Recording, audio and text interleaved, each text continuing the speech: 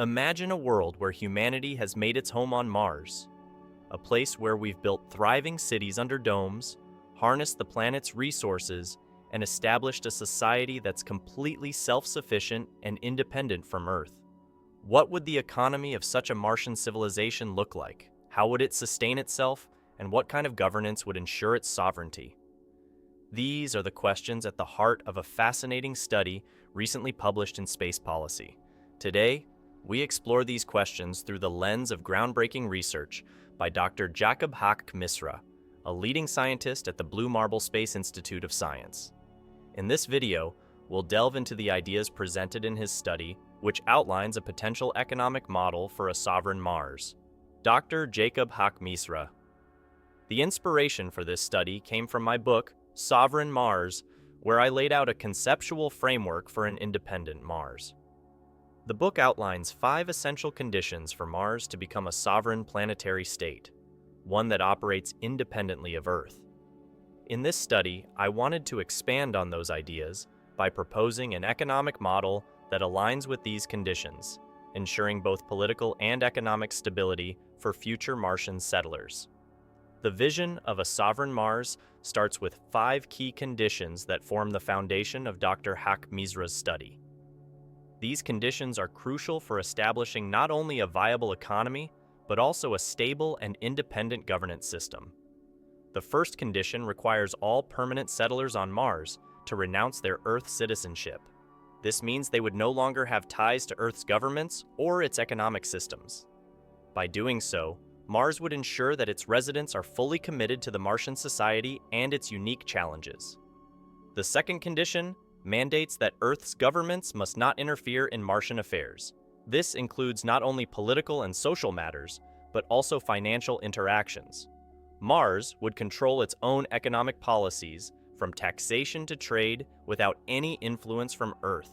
This is a crucial step in ensuring that Mars can operate as a truly sovereign entity.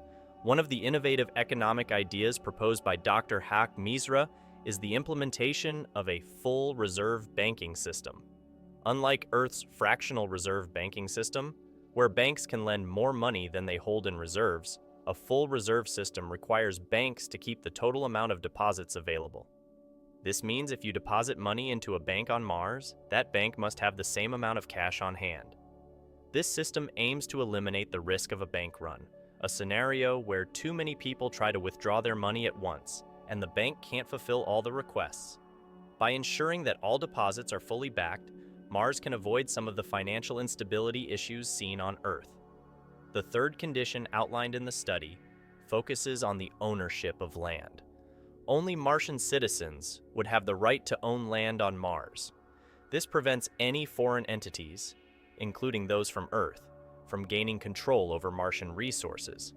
This policy not only protects Mars's economic independence, but also fosters a sense of shared responsibility among its citizens for the sustainable management of the planet's resources.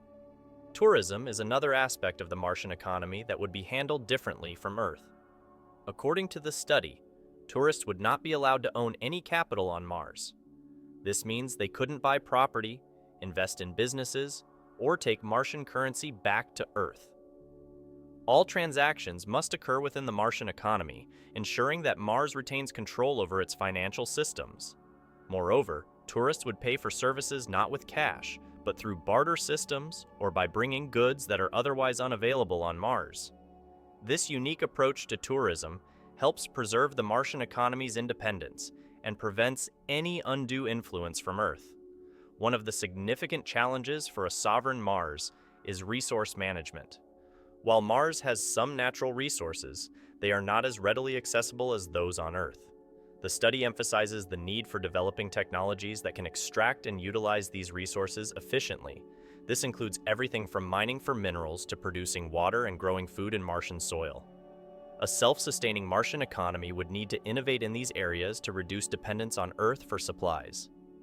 The fourth condition addresses the issue of technological and material imports from Earth. Any resources or technologies brought from Earth would remain on Mars permanently.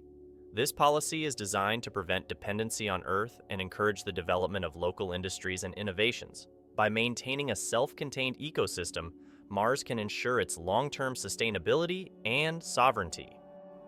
Dr. Jacob Haqq-Misra. One of the most crucial aspects of establishing a sovereign Martian society is planning for the long term.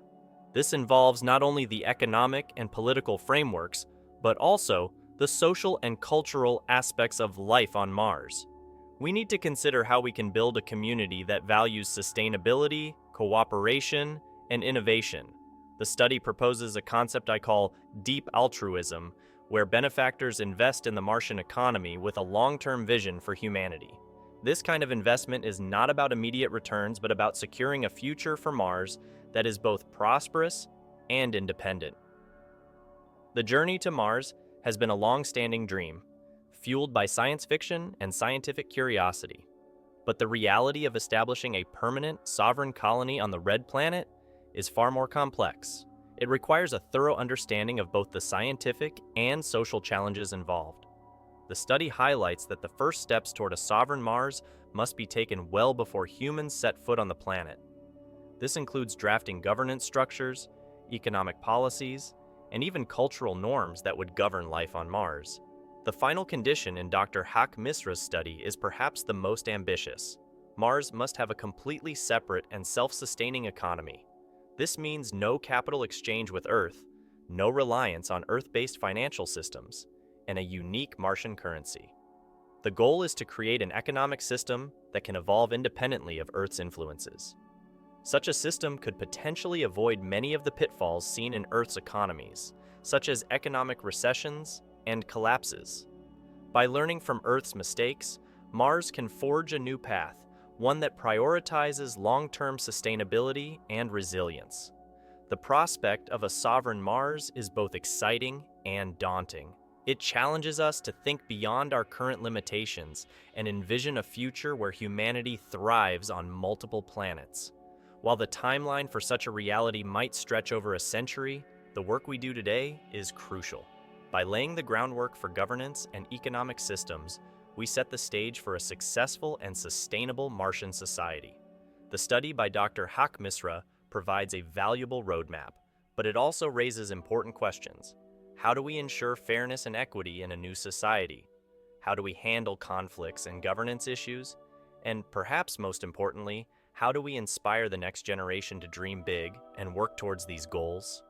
The future of Mars is not just a topic for scientists and visionaries. It's a conversation for all of us. What do you think about the possibility of a sovereign Mars with its own unique economy and governance? Could we see this reality in our lifetime? Share your thoughts in the comments below. Let's continue the conversation and explore the possibilities together.